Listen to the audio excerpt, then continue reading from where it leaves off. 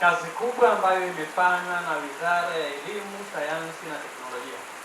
Nichukue nafasi hii kwa dhati kumpongeza na kumshukuru Profesa Adolf Mkenda, Waziri wa Elimu.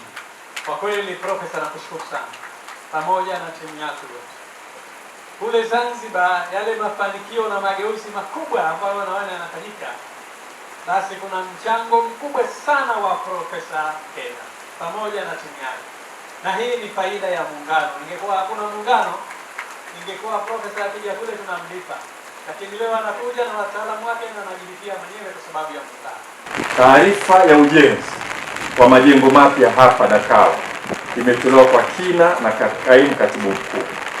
Ujenzi huu ni sehemu ya utekelezaji wa agizo la Rais wa Jamhuri ya Muungano wa Tanzania Mheshimiwa Dr. Samia Suluhu Hassan kwa vyuo vya ualimu viboreshwe na kuwa na miundombinu nzuri zaidi.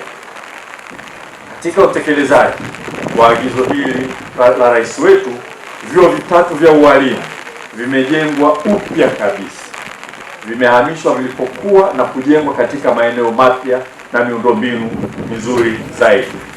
Vyuo hivyo ni chuo cha Mhonda ambacho kiko hapa Morogoro. Jumla ya fedha yote iliyopokelewa katika mradi huu ni shilingi bilioni 4.4 na utekelezaji wa mradi huu kwa awamu hii ya kwanza umefikia asilimia 92. Mradi huu kama ambavyo wamesha kueleza kidogo wataalamu hapo awali, ulisanifiwa kuwa na majengo 32 ambayo yatajengwa kwa awamu mbili.